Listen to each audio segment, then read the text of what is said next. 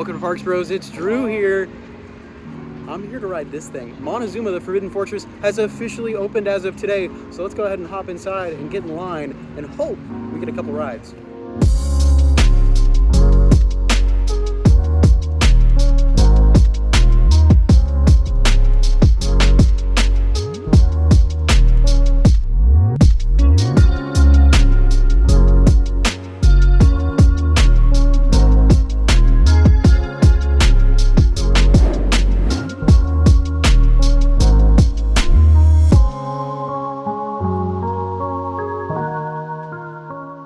We're starting with AI merch. Look at that. Oh boy, that's awful. And a little throwback. It's got quite the sun bleaching going on. It's me. Oh yeah, and there's Mario. Actually, look at this.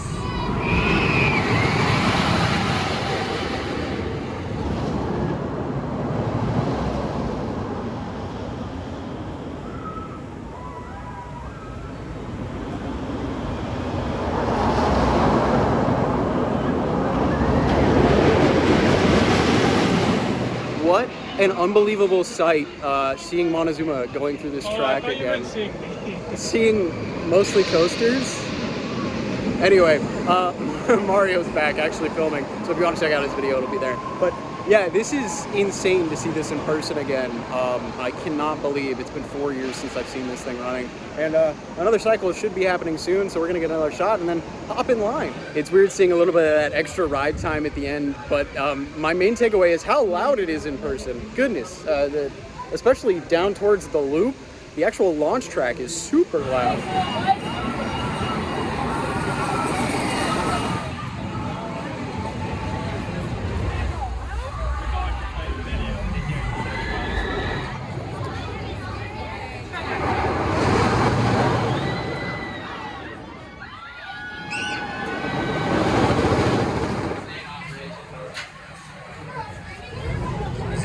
Cracks all over the walls underneath the back part of the launch.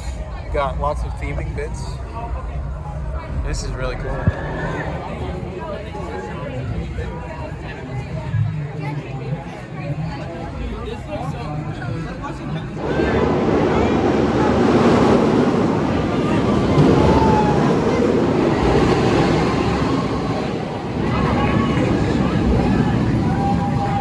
All right, first ride on Montezooma the Forbidden Fortress.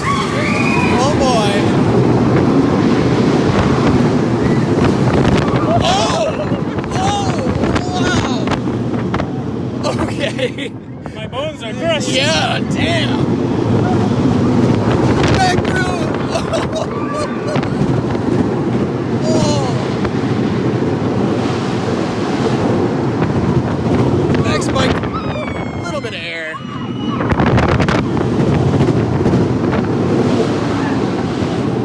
So weird going right back through. I kind of wish we went back through. Oh, yeah, that's totally a launch. That's a real launch. That's funny. Oh, man. It is good to have this thing back.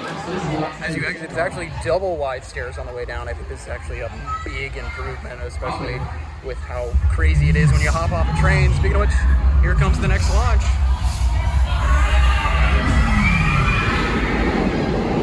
I just rode Montezooma the Forbidden Fortress for the first time.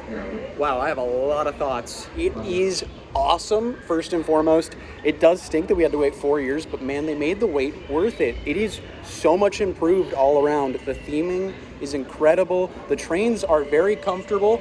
There's a little bit of an issue with the restraint that I'll talk about a little later on, but man, it is definitely an improvement overall. I'm very, very happy with this thing, first and foremost. So a really, really great part of this ride is it said it was a 40-minute wait. We only waited 16, but it's because those restraints are so much easier to check. I mean, you only, as a ride operator, just have to really pull up on the side. You don't have to check an extra seat belt or anything like that. So it makes the loading process a lot quicker.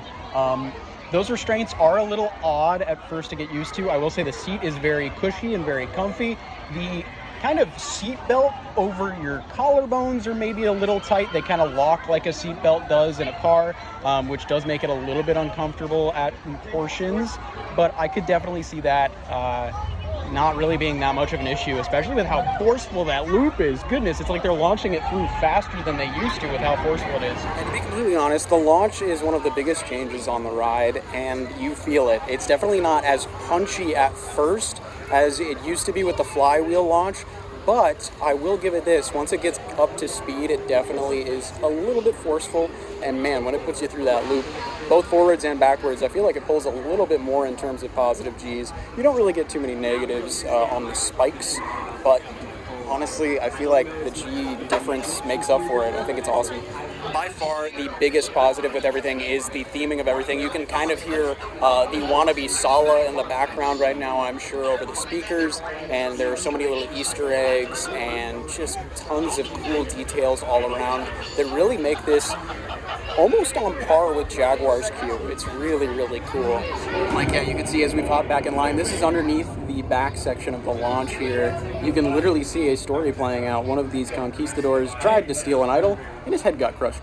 Well, let's just say this, it's good enough that we popped right back in line, and it was only a 15-minute wait anyway, so we might as well keep lapping this thing until we get sick of it, which honestly I don't think will be for a long time. I'm very happy this is back. These guys didn't like the spike. So speaking of the cool audio element of like this explorer, he ends his little stanza saying Montezuma's revenge. How long ago was that recorded? Or is that supposed to be an Easter egg? Because I feel like it's just going to confuse guests.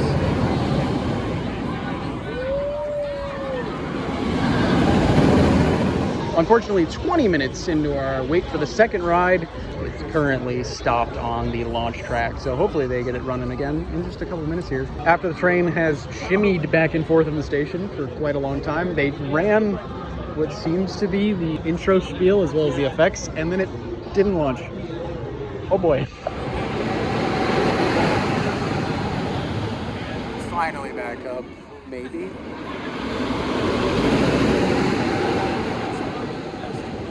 But yeah, I ran that time without the show effects, so I'm curious if that is affecting a sensor up front or something, because I know there's a fog machine up there, so yeah, it failed the launch with the effects running, but now 2 successful launches without them, so I think we're going to run without the effects, unfortunately. The effects are just too scary for the ride to run. Oh my. And after about 40 minutes of downtime, we are here. Thank goodness. Let's hop on this thing for a second, sir.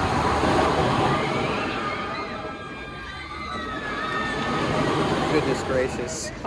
Second ride after waiting for that long with the downtime. That was so worth it. With all the lights in the station and the effects, they actually did turn on for our cycle, which is kind of interesting. I loved it. The positive Gs, used my watch for some readings. 5.2 positive Gs were counted on my watch. Obviously that's not the most accurate thing, but still insane.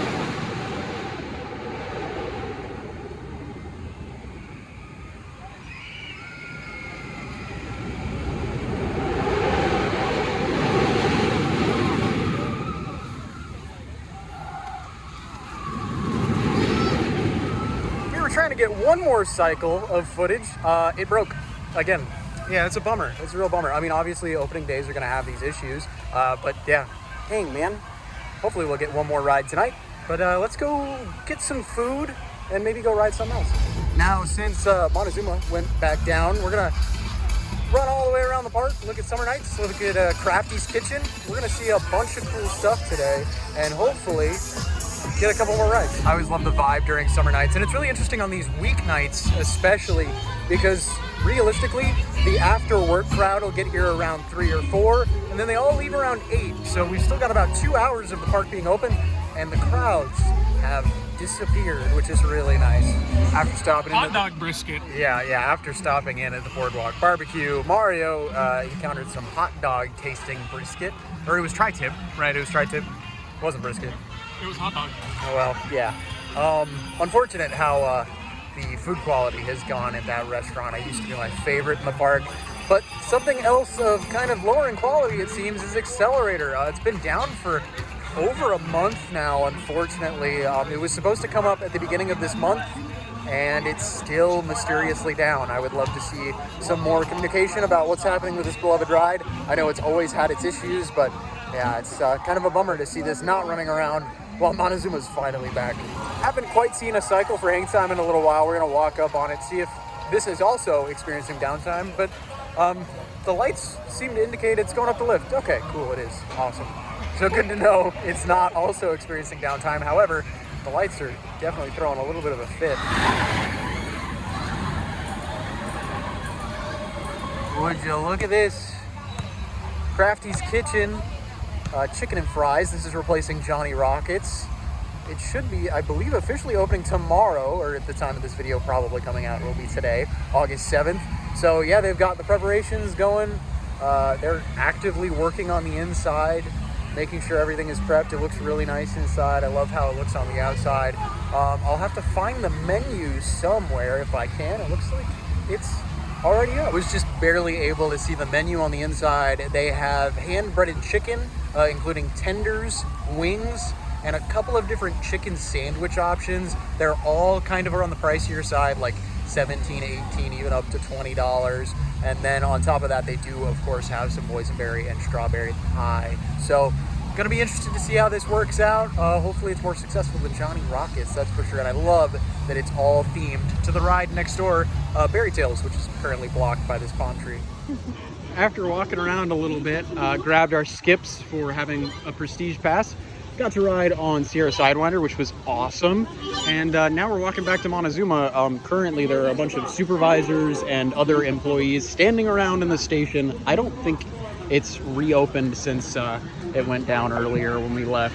Yeah, over at Montezooma the Forbidden Fortress, the line has been emptied, and it is currently all in the midway right now, hoping that it will reopen before the park closes.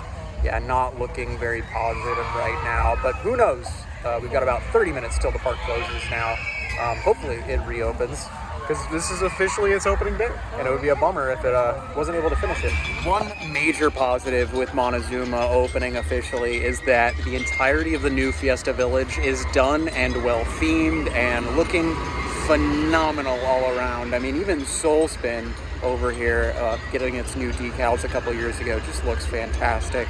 Gotta say, it fits in this area really, really well, and I'm glad they were able to theme it up to the amount that they did. There was a lot of cool surprises in that tiny queue.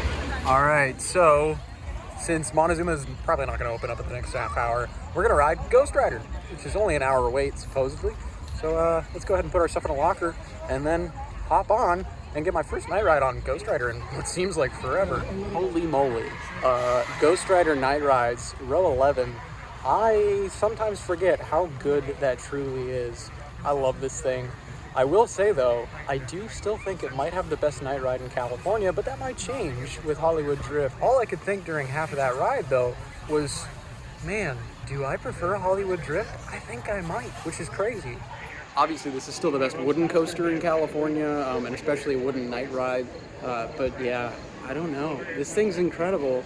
That was easily one of the best rides I've had in a very long time, but man, it's kind of wild how much my standings are going to change, at least within the state. But talking more about this beauty, I mean, airtime everywhere. The laterals were incredible. Even airtime in the Helix, which was kind of crazy tonight.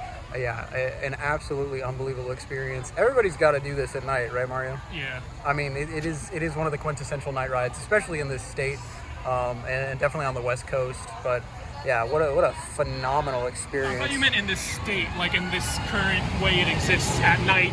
I mean, this is well, the summer. Absolutely. Although I prefer probably Scary Farm rides, because they just do a retracking in September, and then it's, running till 3 in the morning.